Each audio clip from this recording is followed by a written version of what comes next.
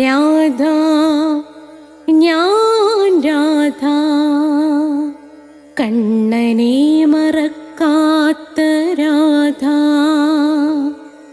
രാധ ഞാൻ രാധ കണ്ണനെ മറക്കാത്ത രാധ.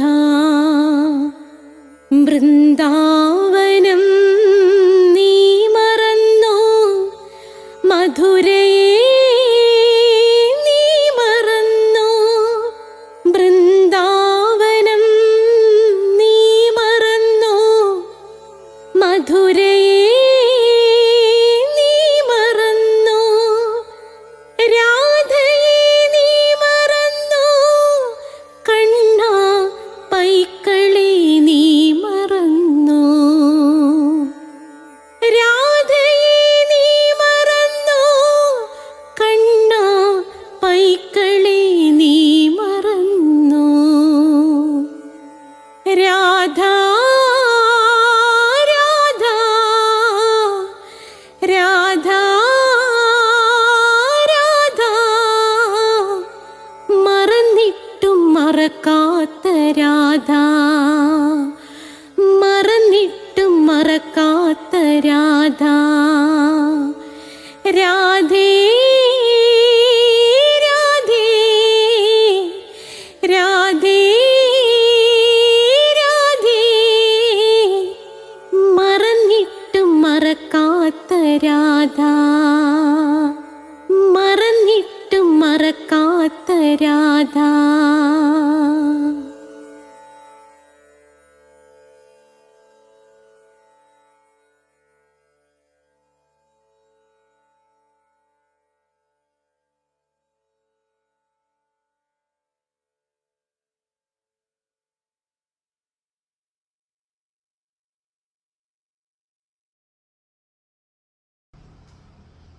രാധേ രാധേ ഓ രാധേ രാധേ രാധേ രാധേ ഓ രാധേ രാധേ. രാധേ രാധേ എന്ന ചാനലിൻ്റെ അഷ്ടപതി ക്ലാസ്സിനായി വ്യാഴാഴ്ചയാകാൻ കാത്തിരിക്കുന്ന എൻ്റെ പ്രിയപ്പെട്ട സബ്സ്ക്രൈബേഴ്സെ, പ്രിയപ്പെട്ട രാധാഭക്തരെ, പ്രിയപ്പെട്ട കൃഷ്ണഭക്തരെ, രാധേ രാധേ എന്ന ചാനൽ നിങ്ങളെ സ്വാഗതം ചെയ്യുന്നു.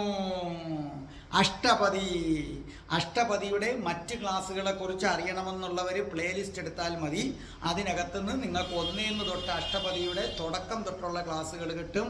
കൃഷ്ണൻ്റെ കാമുകിയായ കൃഷ്ണൻ്റെ രാധ, ആ രാധയുടെ പ്രണയം, ചരിത്രത്തിൽ ആദ്യമായി രാധയുടെ പ്രണയം 70 എപ്പിസോഡുകൾ പിന്നിട്ടിരിക്കുകയാണ്.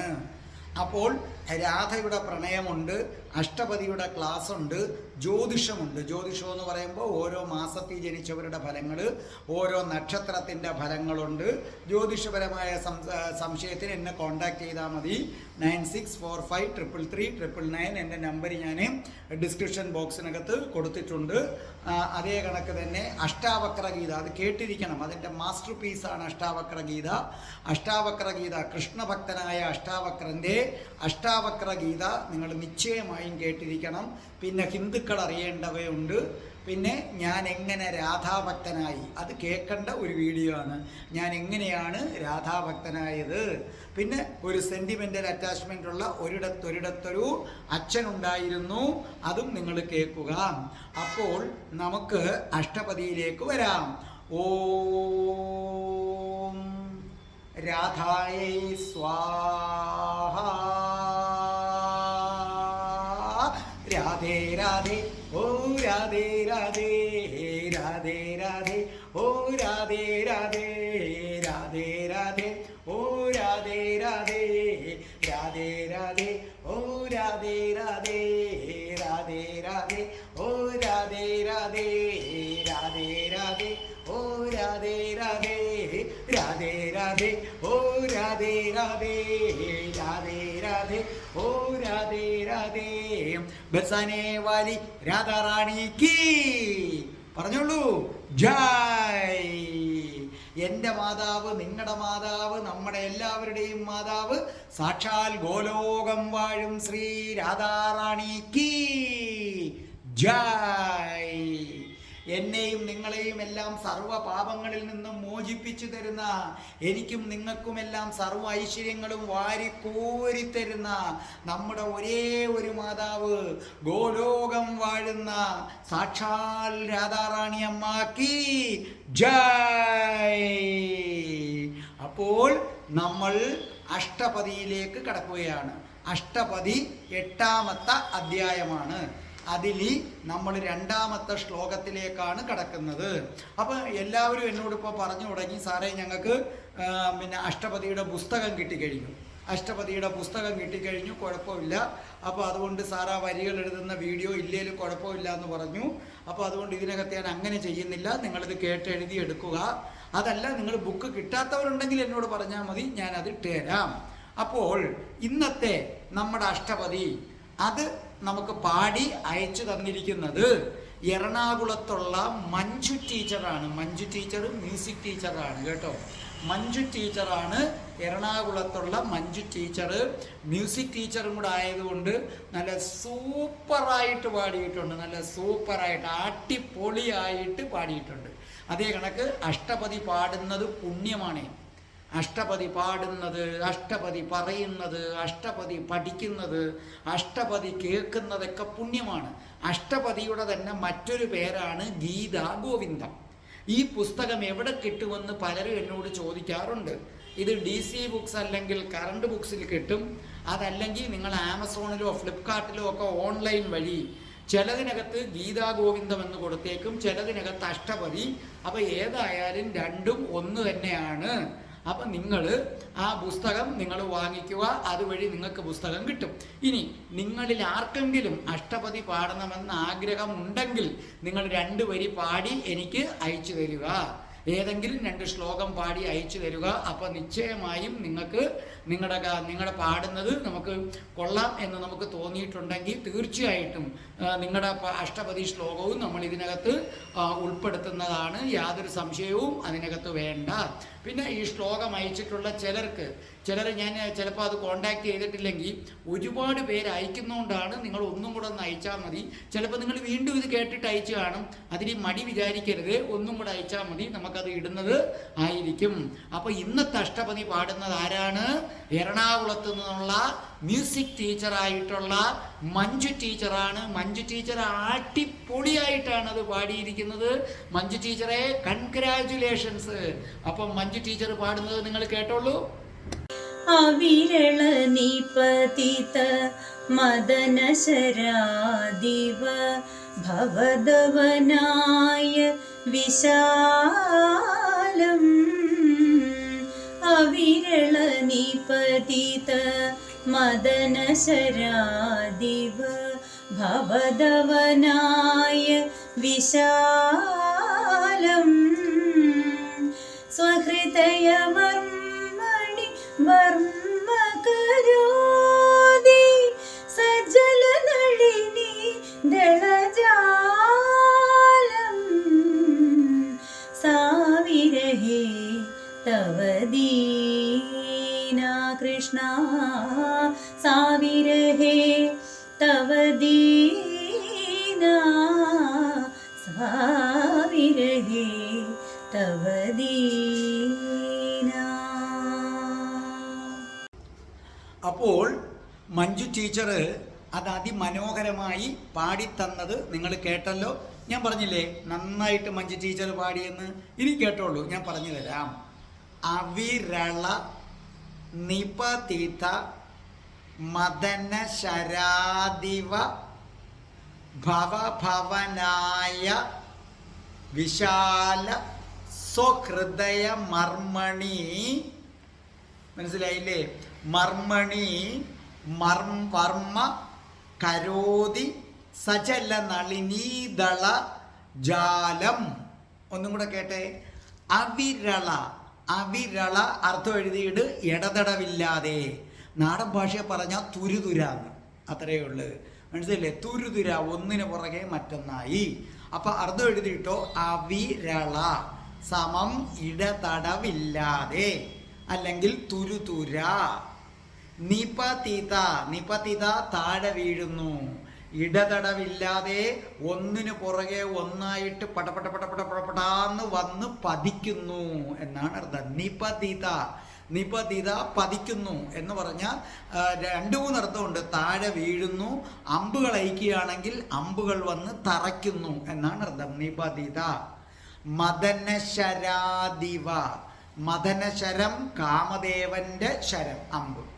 മദനശരാദിവ അർത്ഥം എഴുത്, കാമദേവന്റെ ശരങ്ങൾ.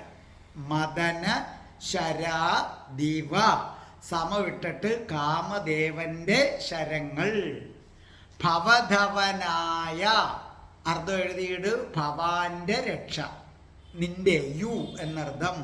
മനസ്സിലല്ലേ? ഭവധവനായ, ഭവധവനായ ഭവാന്റെ രക്ഷ അർത്ഥം എഴുതിയോ? വിശാലം, വിശാലമായ. സ്വഹൃദയം, സ്വന്തം ഹൃദയം. മർമാണി, മർമാണി പ്രധാന ഭാഗം, മൃദുല ഭാഗം, ഹൃദയത്തിൻ്റെ ഏറ്റവും പ്രധാനപ്പെട്ട ഭാഗം, അതിൻ്റെ ഏറ്റവും മൃദുലമായ ഭാഗം. വർമ്മ, വർമ്മ അർത്ഥം എഴുതിയിട്ട് കവചം, വർമ്മ സമം കവചം. കരോതി ചെയ്യുക, ടു ഡു എന്നാണ് അർത്ഥം. കരോതി ചെയ്യുക. സജല നളിനീദളം, ജലത്തിൽ കിടക്കുന്ന, സജലം ജലത്തിൽ കിടക്കുന്ന, നളിനീദളം താമര ഇതള്, ജലത്തിൽ കിടക്കുന്ന താമര ഇതള്. ജാലം, ജാലം കൂട്ടം, താമര ഇതളിൻ്റെ കൂട്ടം. അപ്പോൾ നിങ്ങൾക്ക് ഇപ്പോൾ ഇതിൻ്റെ അർത്ഥങ്ങളെല്ലാം നിങ്ങൾക്ക് നല്ലതുപോലെ നിങ്ങൾക്ക് മനസ്സിലായല്ലേ?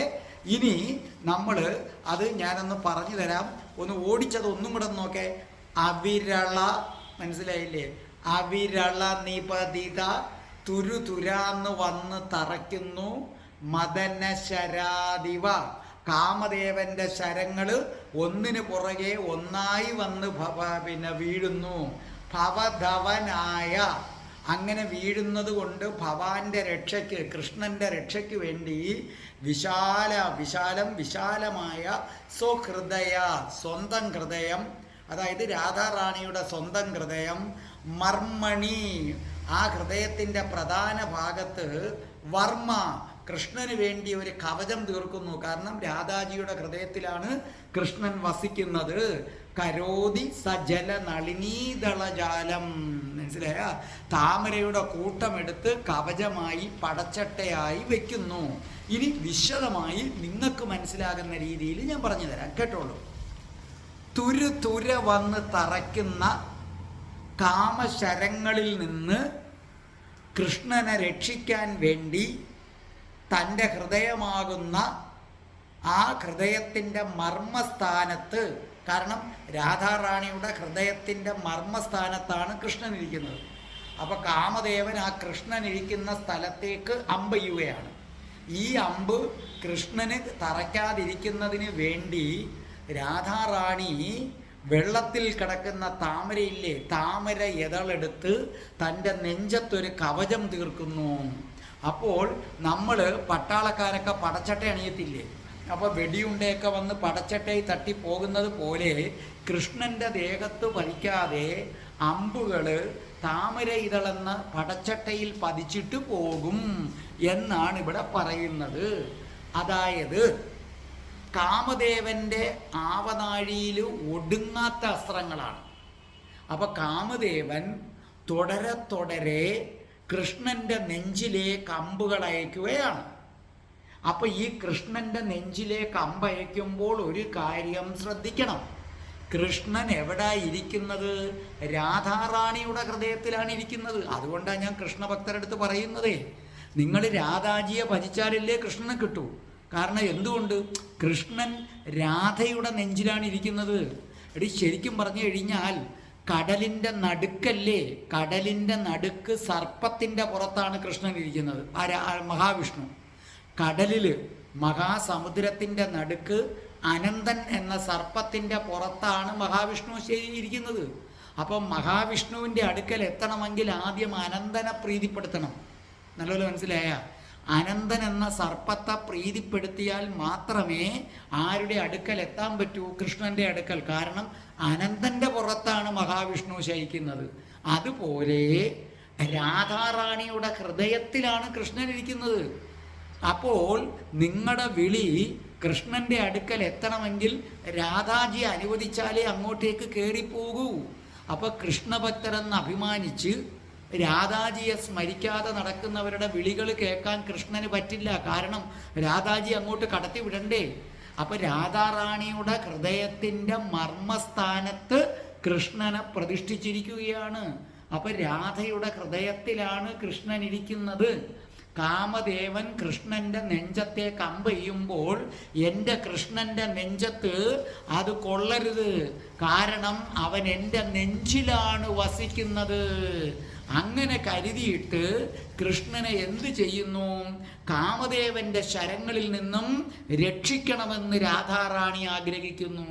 എൻ്റെ ഹൃദയത്തിൽ വസിക്കുന്നവൻ്റെ നേർക്ക് അമ്പുകൾ അയക്കാൻ ആരാണ് ധൈര്യപ്പെടുന്നത്? ഇത് എൻ്റെ കടമയാണ്. എന്നിൽ അഭയം പ്രാപിച്ചിരിക്കുകയാണ് കൃഷ്ണൻ. കാമദേവനെ ശല്യം, കാമദേവൻ അമ്പയക്കുന്നത് ഭയന്ന് കൃഷ്ണൻ എൻ്റെ നെഞ്ചിൽ അഭയം സ്ഥാപിച്ചു. ആ കൃഷ്ണനെ രക്ഷിക്കേണ്ടത് എൻ്റെ കടമയാണ്. അതുകൊണ്ട് രാധാറാണി ഒരു മുൻകരുതലെടുക്കുന്നു. എന്താണ്? തൻ്റെ മാറിടത്തില് നനഞ്ഞ താമര ഇതളുകൾ കൊണ്ട് ഇങ്ങനെ അങ്ങ് മൂടി. അങ്ങനെ ഭടന്മാര് യുദ്ധത്തിൽ പടച്ചട്ട നയിക്കുമല്ലോ വെടിയുണ്ട കൊള്ളാതിരിക്കാൻ. അതുപോലെ ഒരു കവചം, ഒരു പടച്ചട്ട, എങ്ങനെ നനവാർന്ന താമര ഇതളുകൊണ്ട് ഒരു പടച്ചിട്ട അവിടെ വെച്ചു. ആ പടച്ചട്ട വെച്ച് കഴിയുമ്പോൾ കൃഷ്ണന്റെ ദേഹത്ത് കൊള്ളാൻ വേണ്ടി കാമദേവൻ അമ്പയക്കുമ്പോൾ രാധാറാണിയുടെ മാർവിടത്തിലാണത് പതിക്കുന്നത്. ആ മാർവിടത്തിലെ താമര ഇതളുകൾ അത് തടയും. കൃഷ്ണന്റെ ദേഹത്തത് കൊള്ളത്തില്ല. ഇതിന് മഹാപണ്ഡിതന്മാര് രണ്ട് തരത്തിലാണ് ഇതിനെ വ്യാഖ്യാനിച്ചിരിക്കുന്നത്. നമുക്ക് രണ്ടും നോക്കാം. ഒന്ന്, രാധാറാണിക്ക് കൃഷ്ണനെ അത്രയ്ക്കിഷ്ടമാണെന്ന്, അതുകൊണ്ട് കൃഷ്ണനെ ഒരു നിമിഷം പോലും പിരിഞ്ഞിരിക്കാൻ രാധാറാണിക്ക് പറ്റില്ല. അതുകൊണ്ട് രാധാജി സ്വന്തം ഹൃദയത്തിൽ കൃഷ്ണനെ പ്രതിഷ്ഠിച്ചു വെച്ചിരിക്കുകയാണ്. കൃഷ്ണനെ ഏതാപത്തിൽ നിന്നും കാത്തുരക്ഷിക്കുന്നത് രാധാറാണിയാണ്. മനസ്സിലായില്ലേ? ഏതാപത്തിൽ നിന്നും, അതായത് ശക്തി, കൃഷ്ണനെ ഏതാപത്തിൽ നിന്നും കാത്തുരക്ഷിക്കുന്നത് ശക്തിയാണെന്നാണ് പണ്ഡിതന്മാർ പറയുന്നത്. ഏറ്റവും വലിയ ഉദാഹരണം മഹാസുദർശനം തന്നെ. ആ മഹാസുദർശനത്തിൽ ശക്തി നൽകുന്നത് രാധാജിയാണ്. അതുകൊണ്ടാണ് കൃഷ്ണൻ മഹാസുദർശനം എടുക്കാൻ പ്രയോഗിക്കുമ്പോൾ രാധാജിയുടെ മുഴുവൻ ശക്തിയുമാണ് ആവാഹിക്കുന്നത്. അതുകൊണ്ടാണ് ആ സമയത്ത് രാധാജി അബോധാവസ്ഥയിലാകുന്നത്. അപ്പം മഹാപണ്ഡിതന്മാർ പറയുന്നത് കൃഷ്ണനോട് രാധാജിക്കുള്ള പ്രണയത്തിൻ്റെ തീഷ്ണത കാണിക്കുന്നതാണ് ഈ വരികൾ. കൃഷ്ണനെ തൻ്റെ ഹൃദയത്തിനുള്ളിൽ വച്ചിരിക്കുന്നു. കാമദേവന്റെ അമ്പിൽ നിന്ന് മാത്രമല്ല, ആരുടെ അമ്പിൽ നിന്നും കൃഷ്ണനെ രക്ഷിക്കുന്നത് രാധാജിയാണ്. രാധയുടെ പ്രണയം കണ്ടിട്ടുള്ളവർക്കറിയാം അല്ലേ? രാധാറാണി വെച്ചു കൊടുത്ത ഭക്ഷണം കഴിക്കുന്നത് കൊണ്ടാണ് കൃഷ്ണന് അമരത്വം ലഭിച്ചതും കൃഷ്ണനെ ആർക്കും കൊല്ലാൻ പറ്റാത്തതും. അതുകൊണ്ട് തന്നെയാണ് കംസൻ രാധാറാണിയെ സ്വന്തമാക്കാൻ ആഗ്രഹിച്ചതും. നമ്മളെ ലാസ്റ്റ് എപ്പിസോഡിൽ ജരാസന്ധൻ കൊല്ലാനായിട്ട് പോകുന്നതും രാധയുടെ പ്രണയത്തിലെ ചൊവ്വാഴ്ചത്തെ എപ്പിസോഡിൽ നമ്മൾ പറയുന്നില്ലേ, രാധയാണ് ശക്തി. രാധയെ നശിപ്പിക്കാതെ കൃഷ്ണന് ഒന്നും ചെയ്യാൻ കഴിയില്ല. ഇതാണെന്നാണ് ഒരു പറ്റം പണ്ഡിതന്മാര് പറയുന്നത്. ഇനി രണ്ടാമതൊരു പക്ഷമുണ്ട്. രണ്ടാമതൊരു പക്ഷം പണ്ഡിതന്മാർ പറയുന്നത് കൃഷ്ണനെ കാണാതെ രാധാറാണി വിരഹദുഃഖം അനുഭവിക്കാൻ തുടങ്ങി. മനസ്സിലായില്ലേ? രാധാറാണി വിരഹദുഃഖം അനുഭവിക്കാൻ തുടങ്ങി. അതോടുകൂടി രാധാറാണിയുടെ മാറിടം ഉണ്ടല്ലോ, വിരഹച്ചൂടിൽ വെന്തുരുകി. സാധാരണ സ്ത്രീകളുടെ മാറിടത്തിന് അസാധാരണമായ തണുപ്പാണെന്നാണ് പറയുന്നത്. മനസ്സിലായില്ലേ? സാധാരണ സ്ത്രീകളുടെ മാറിടത്തിന് അസാധാരണമായ തണുപ്പാണെന്നാണ് എഴുത്തുകാർ പറയുന്നത്, നമുക്കറിഞ്ഞൂടാ. അപ്പോൾ അങ്ങനെ ആ തണുത്ത മാറിടത്തിന് പകരം ഇപ്പോൾ വിരഹം കൊണ്ട്, ശക്തിയായ വിരഹം കൊണ്ട് രാധാറാണിയുടെ മാറിടം എന്ത് ചെയ്തിരിക്കുന്നു? ചൂട് പിടിച്ചിരിക്കുന്നു.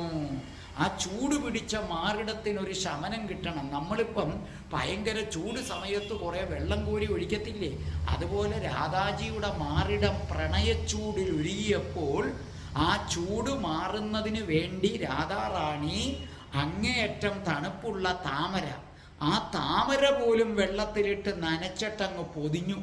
അപ്പൊ കാമദേവന്റെ അമ്പുകൾ ഏൽക്കുന്നത് എപ്പോഴും ഹൃദയത്തിലാണ്. അവിടെ ശ്രീകൃഷ്ണൻ സ്ഥിര താമസവുമാണ്. അതുകൊണ്ട് ഭഗവാനെ കാമബാണങ്ങളിൽ നിന്ന് രക്ഷിക്കുവാനായിരിക്കാം രാധാജി അപ്രകാരം കവചം ധരിച്ചിരിക്കുന്നത് എന്ന് കവി ഉൽപ്രേക്ഷിക്കുന്നു. അതുകൊണ്ടാണിത് ഉൽപ്രേക്ഷാലങ്കാരം.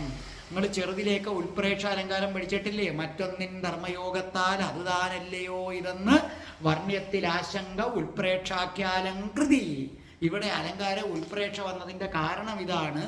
രാധാറാണി തൻ്റെ മാറിടത്തിലെ പ്രണയച്ചൂട് മാറാൻ വേണ്ടി താമരപ്പൂ നനച്ചിട്ടിരിക്കുന്നത് കണ്ടാൽ രാധാറാണിയുടെ ഹൃദയത്തിൽ വസിക്കുന്ന കൃഷ്ണനെ കാമബാണന്റെ ശരങ്ങളിൽ നിന്ന് രക്ഷിക്കാൻ വേണ്ടി നെഞ്ചത്തൊരു പടച്ചട്ട നിർമ്മിച്ചതാണോ എന്ന് തോന്നിപ്പോകും എന്നാണ് ഇവിടെ ആര് പറയുന്നത്?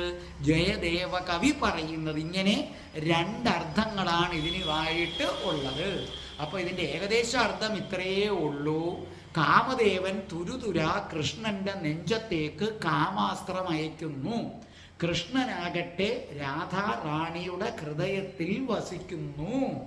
അപ്പോൾ തൻ്റെ ഹൃദയത്തിൽ വസിക്കുന്ന കൃഷ്ണനെ സംരക്ഷിക്കേണ്ടത് തൻ്റെ കടമയാണെന്ന് കരുതി രാധാറാണി താമര ഇതളുകൾ നനച്ച് തൻ്റെ മാറിടത്തിൽ ഒട്ടിക്കുന്നു. അപ്പൊ കാമദേവന്റെ അമ്പ് വന്ന് രാധാറാണിയുടെ മാറിടത്തിലാണ് കൊള്ളുന്നത്, കൃഷ്ണന് കൊള്ളുന്നില്ല. അപ്പൊ മറ്റൊരർത്ഥവും കൂടെ ഇവിടെ ഉണ്ട്. അതിൻ്റെ അർത്ഥം കൃഷ്ണനെ രക്ഷിക്കാൻ വേണ്ടി തോഴി പറയുകയാണ്, ഏ കൃഷ്ണ, നീ നിന്റെ ദേഹത്ത് കാമദേവന്റെ അസ്ത്രം ഏൽക്കാതിരിക്കാൻ വേണ്ടി എൻ്റെ യജമാനത്തി രാധയുടെ മാറിടത്തില് താമര ഇതളുകൾ കൊണ്ട് കവചം പൊതിഞ്ഞപ്പോൾ കാമദേവന്റെ അമ്പ് രാധാറാണിയുടെ മാറിടത്തിൽ പതിച്ചു, നിന്റെതിൽ പതിച്ചില്ല. അപ്പൊ സ്വാഭാവികമായിട്ടും കാമദേവന്റെ അമ്പുകളേറ്റ രാധാറാണി കാമപരവശയായി കഴിഞ്ഞു.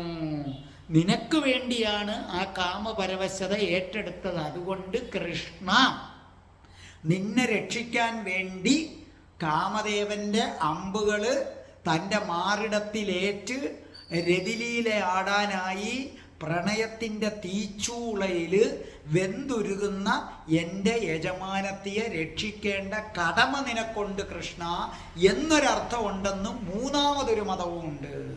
ഞാൻ രണ്ട് മതത്തിൻ്റെ അറിയെ പറഞ്ഞുള്ളൂ, മൂന്നാമതൊരു മതമുണ്ട്. കാര്യം മനസ്സിലായില്ലേ? തോഴി അങ്ങനെയാണ് പറയുന്നത്.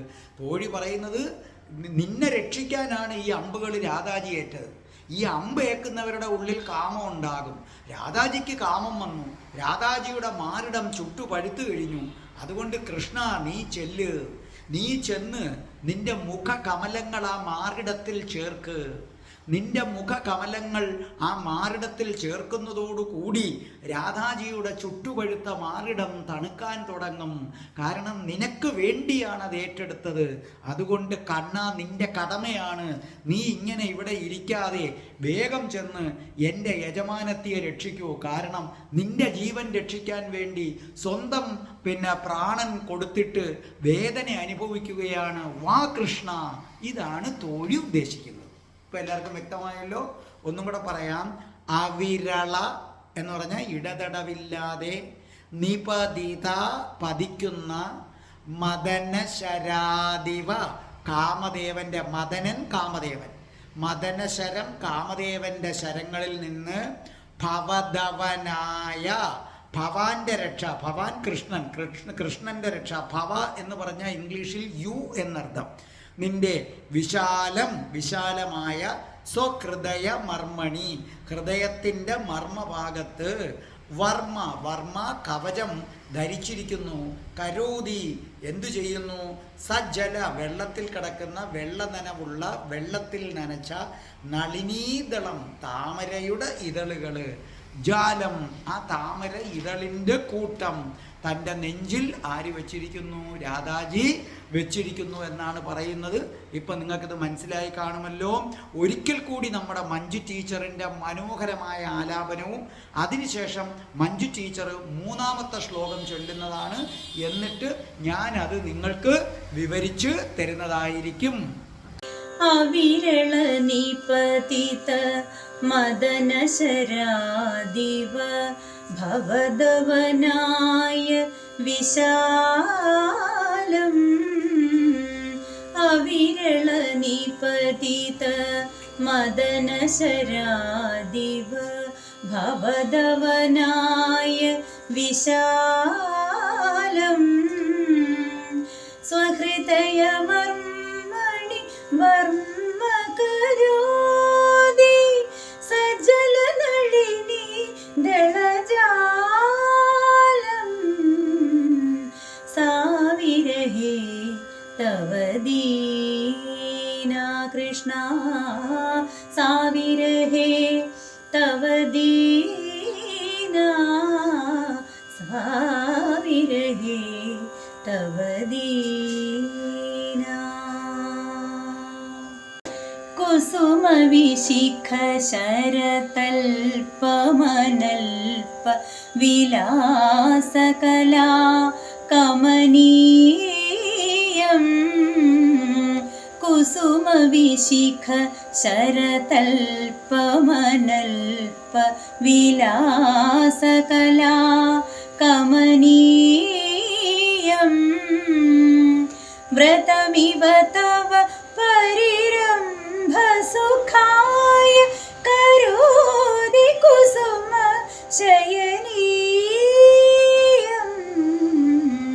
സാവിരഹേ തവ ദീനാ കൃഷ്ണ, സാവിരഹേ തവ ദീനാ, സാവിരഹേ തവ ദീനാ. അപ്പോൾ മഞ്ജു ടീച്ചർ അത് പാടിത്തന്നത് നിങ്ങൾ കണ്ടല്ലോ അല്ലേ? എന്ത് രസമായിട്ടാണ് പാടിയിരിക്കുന്നത്. നമുക്ക് അടുത്തതിലേക്ക് കിടക്കാം. കുസുമ വിശിഖ ശരതൽപ മനൽപ വിലാസകലാ കമനീയം വൃഥ മിവ തവ പരിരംഭ സുഖായ കരോതി കുസുമ ശയനീയം. അത് കഴിഞ്ഞുള്ള വരി എപ്പോഴും നമുക്ക് റിപ്പീറ്റ് ചെയ്യുന്നതാണ്. ഞാനത് ആദ്യത്തേത് എക്സ്പ്ലെയിൻ ചെയ്തിട്ടുണ്ട്. ഏതാ? സാവിരഹേ തവ ദീനാ മാധവ മനസിജ വിശിക ഭയാദിദയാദിവ ഭാവനയാ തൊയ്. അത് നമ്മൾ നേരത്തെ ഞാൻ പറഞ്ഞിട്ടുണ്ട്. അപ്പം ശ്രദ്ധിച്ചേട്ടെ, അർത്ഥം എഴുതി വെച്ചോണം. കുസുമം എന്താണ് അർത്ഥം? പൂവ്. അർത്ഥം എഴുതി വെച്ചോണം. കുസുമം പൂവ്. കുസുമ വിശിക, മനസ്സിലായില്ലേ? കുസുമ വിശിക എന്ന് പറഞ്ഞാൽ അർത്ഥം കാമദേവൻ. പൂക്കൾ കൊണ്ട് അമ്പുകൾ തീർക്കുന്നവൻ ആരോ അവൻ എന്നാണ് അർത്ഥം. മനസ്സിലായില്ലേ? വിശികൻ നമുക്കറിയാം അമ്പാണ്. ഇപ്പൊ കുസുമ വിശികൻ ആരാണ് അർത്ഥം? കാമദേവൻ. അതായത് പൂക്കൾ കൊണ്ട് കുസുമങ്ങൾ കൊണ്ട് അമ്പുകൾ തീർക്കുന്നവൻ. ശരതൽപ്പം അർത്ഥം എഴുതിയിട്. ശരതൽപ്പം സമം ശരശയ്യ. നിങ്ങൾക്ക് അർത്ഥം മനസ്സിലായില്ലേ? കുസുമം ശരം, വിശികം അമ്പ്. കുസുമ വിശികം പൂക്കൾ കൊണ്ട് അമ്പുകൾ തീർക്കുന്നവനാരോ അവൻ. അവൻ ആരാണ്? കാമദേവൻ. അതുകൊണ്ടാണ് കുസുമ വിശികം കാമദേവൻ. ശരതൽപ്പം ശരശയ്യ. നമ്മുടെ ഭീഷ്മാചാര്യരൊക്കെ ശരം കൊണ്ടുള്ള കിടക്കയിലാണ്, മെത്തയ്ക്ക് പകരം അമ്പുകൾ കൊണ്ടുള്ള ഇത്. അനൽപ, അനൽപ അനേക വിധത്തിലുള്ള. അർത്ഥം എഴുതിയിട്. അനേക വിധത്തിലുള്ള. വിലാസകല, വിലാസകല എന്താ നമ്മൾ പറയേണ്ടത്? നമ്മൾ ഇംഗ്ലീഷിൽ പറഞ്ഞ ആർട്ട് ഓഫ് ലവർ. അതായത് കാമുകൻ്റെ വിരുത്, കാമുകൻ്റെ വിരുത്, കലാവിരുത്. അതാണ് വിലാസകല, കാമുകൻ്റെ കലാവിരുത്. കമനീയം, കാമുകനോ കാമുകിയോ ലവറിൻ്റെ. കമനീയം, കമനീയം മനോഹരം, കമനീയം മനോഹരം. വൃഥ അർത്ഥം എഴുതിയിട്ട്. വൃഥ ശപഥം, ശപഥം. മിവ തവ പരിരംഭ ആലിംഗനത്താൽ. പരിരംഭം അർത്ഥം എഴുതിയിട്ട് ആലിംഗനം. പരിരംഭം ആലിംഗനം. സുഖായ കരോതി, കരോതി ചെയ്യുക നേരത്തെ എഴുതിയിട്ടുണ്ട്. കുസുമശയനീയം. കുസുമശയനം പൂമത്ത, ശയനം മെത്ത. കുസുമശയനം പൂമത്ത. അപ്പൊ എന്താ പറഞ്ഞിരിക്കുന്നത്? കുസുമവിശിക കാമദേവൻ, ശരതൽപ കാമദേവൻ ശരങ്ങൾ കൊണ്ടൊരു മെത്ത ശരശയ്യ തീർത്തു. അനൽപ വിലാസ കലാ, മനസ്സിലായില്ലേ? അനൽപം അനേക വിധത്തിലുള്ള രതിക്രീഡകൾ ചെയ്യുന്നതിന് വേണ്ടി കാമുകന്, വിരുദ്ധനായ കാമുകന് കാമുകിക്കും അനേക വിധത്തിലുള്ള രതിക്രീഡകൾ ചെയ്യുന്നതിന് വേണ്ടി കാമദേവൻ പൂക്കൾ കൊണ്ട് ശരങ്ങൾ കൊണ്ട് തീർത്ത ഏതാണ്? പൂക്കളുടെ ശരശയ്യ. കമനീയം മനോഹരമാണ്. വൃത അവിടെ ശപഥം ചെയ്തിരിക്കുകയാണ്, വ്രതമിരിക്കുകയാണ്. ഇവ തവ പരിരംഭ, എന്തിനു വേണ്ടി? തവ നിന്റെ, പരിരംഭ ആലിംഗന സുഖം അനുഭവിക്കാൻ വേണ്ടി വ്രതമെടുക്കുകയാണ്. കരോതി കുസുമ ശയനീയം, ഇതിനകത്ത് പൂമെത്തയിലെ രാധാറാണി തപസ്സനുഷ്ഠിക്കുകയാണ്. അതാണ് ആ വ്രതയുടെ യഥാർത്ഥർത്ഥം, അതാണ് തപസ്സനുഷ്ഠിക്കുകയാണ്. അതായത് അനേക വിധത്തിലുള്ള കാമക്രീഡകൾക്ക് അനുയോജ്യമായ രീതിയിൽ ഒരുക്കിയ പൂമെത്തയിൽ കണ്ടാൽ അവൾ, അതായത് രാധാജി, അങ്ങയുടെ ആലിംഗന സുഖം അനുഭവിക്കാനായി കാമദേവന്റെ ശരശയ്യയിൽ വ്രതമനുഷ്ഠിക്കുകയാണോ തപസ്സനുഷ്ഠിക്കുകയാണോ എന്ന് തോന്നിപ്പോകും. ഇനി നിങ്ങൾക്ക് വ്യക്തമാകുന്ന രീതിയിൽ ഞാൻ പറഞ്ഞു തരാം. പുഷ്പം കൊണ്ടുള്ള മെത്തയിലാണ് രാധാജി ശയിക്കുന്നത്. പൂക്കൾ, അതിമനോഹരമായ പൂക്കൾ കൊണ്ടുള്ള മെത്തയിലാണ് ആര് ശയിക്കുന്നത്? രാധാറാണി ശയിക്കുന്നത്. രതിലീലകൾക്ക് ഏറ്റവും അനുയോജ്യം പുഷ്പം കൊണ്ടുള്ള കിടക്കയാണ്.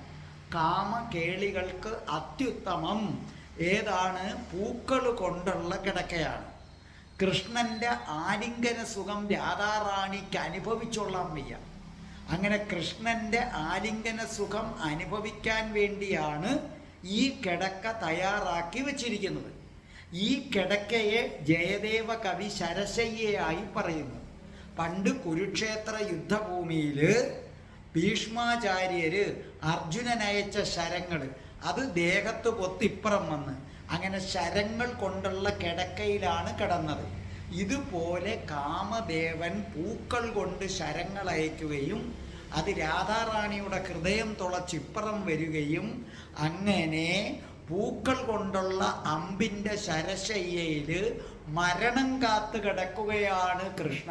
അല്ലേ? ഭീഷ്മാചാര്യര് മരണം കാത്തു കിടക്കുന്നത് പോലെ സ്വച്ഛന്ത മൃത്യുവാണ് ഭീഷ്മാചാര്യര്.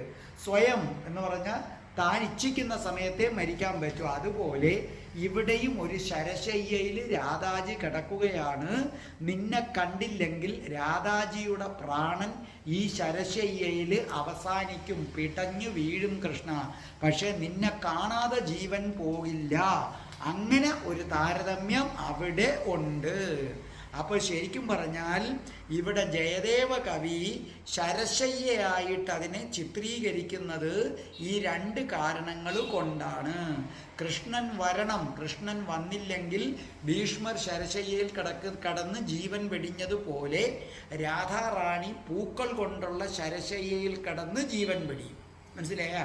അപ്പൊ കാമദേവന്റെ ശരങ്ങളൊക്കെ ഏതുകൊണ്ടാണ് നിർമ്മിച്ചിരിക്കുന്നത്? പൂക്കൾ. കാമദേവന്റെ ആവനാഴിയിലെ അമ്പുകളാകട്ടെ ഒരിക്കലും എന്ത് ചെയ്യുന്നില്ല, വറ്റാത്തവയാണെന്ന് ഞാൻ നേരത്തെ പറഞ്ഞിട്ടുണ്ട് ഇല്ലേ? ഒരിക്കലും ആ അമ്പുകൾ എന്ത് ചെയ്യില്ല, വറ്റില്ല. അത് തുടരെ ഇങ്ങനെ അയക്കുകയാണ്. അത് അയച്ചതിൻ്റെ ഫലമായിട്ട് രാധാറാണിയുടെ നെഞ്ച് തുളച്ചിട്ട് അവ എന്തായി മാറിയെന്നും പറഞ്ഞു, ശരശയ്യയായി മാറിയെന്നൊക്കെ നമ്മൾ പറഞ്ഞു. അതിനകത്ത് രാധാറാണി ഇരിക്കുകയാണ്. രാധാറാണി ഇപ്പം വിരഹിണിയാണ്. ആ ശരങ്ങൾ രതിലിയിലേക്ക് പ്രേരിപ്പിക്കുന്നു.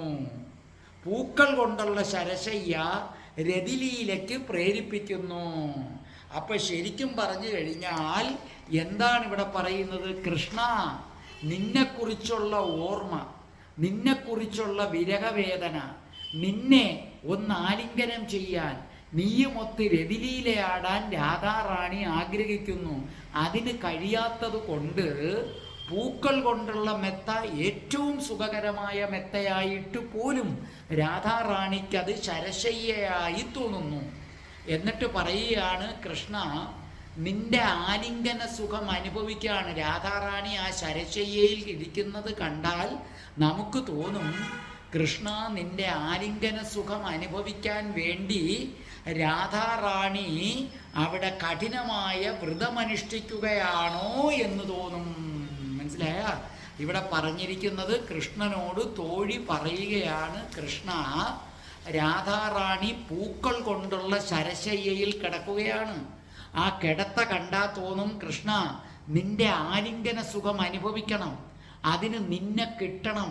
അങ്ങനെ നിന്നോടൊത്ത് ആലിംഗന സുഖം അനുഭവിച്ച് രതി ലീലകളാടാൻ രാധാറാണി കഠിനമായ തപസ്സനുഷ്ഠിക്കുകയാണോ എന്ന് തോന്നും കൃഷ്ണ അത് കണ്ടാൽ. ഇവിടെ കവി, ജയദേവ കവി ഒരു കാര്യവും കൂടെ ഉദ്ദേശിക്കുന്നു. എന്താണ് ജയദേവ കവി ഉദ്ദേശിക്കുന്നത്? കൃഷ്ണനെ കിട്ടണമെങ്കിൽ കഠിനമായ തപസ് ചെയ്യണം. കഠിനമായ തപസ് ചെയ്താൽ മാത്രമേ ആരെ കിട്ടൂ? കൃഷ്ണനെ കിട്ടൂ എന്നാണ് ഉദ്ദേശിക്കുന്നത്. അപ്പോൾ ഇവിടെ കവി എന്താണ് പറഞ്ഞിരിക്കുന്നത്? രതിലീലകളാടാൻ വേണ്ടി, ശ്ലോകത്തിൻ്റെ അർത്ഥം, രതിലീലകളാടാൻ വേണ്ടി രാധാറാണി പുഷ്പം കൊണ്ടുള്ള മെത്തയിൽ കിടക്കുന്നു. പക്ഷേ ആ മെത്ത കൃഷ്ണനില്ലാത്തത് കൊണ്ട് വിരഹവേദന കൊണ്ട് ശരശയ്യയായി തോന്നുന്നു. അവിടെ രാധാറാണി ഇരിക്കുന്നത് കണ്ടാൽ കൃഷ്ണൻ വന്ന് രാധാറാണിയെ കെട്ടിപ്പിടിക്കണം. അങ്ങനെ കൃഷ്ണൻ കെട്ടിപ്പിടിക്കുമ്പോൾ ഒരു സുഖം വരും.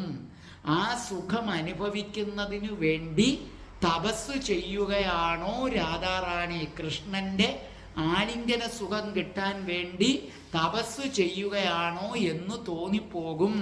അതുകൊണ്ട് തോഴി പറയുന്നു, അല്ലയോ കൃഷ്ണ വേഗം വരൂ, നിന്റെ ഒരു ചുംബനത്തിന്, നിന്റെ ഒരു ആലിംഗനത്തിന് വേണ്ടി പോലും തപസ് ചെയ്യുകയാണ് അതിസുന്ദരിയായ രാധാറാണി.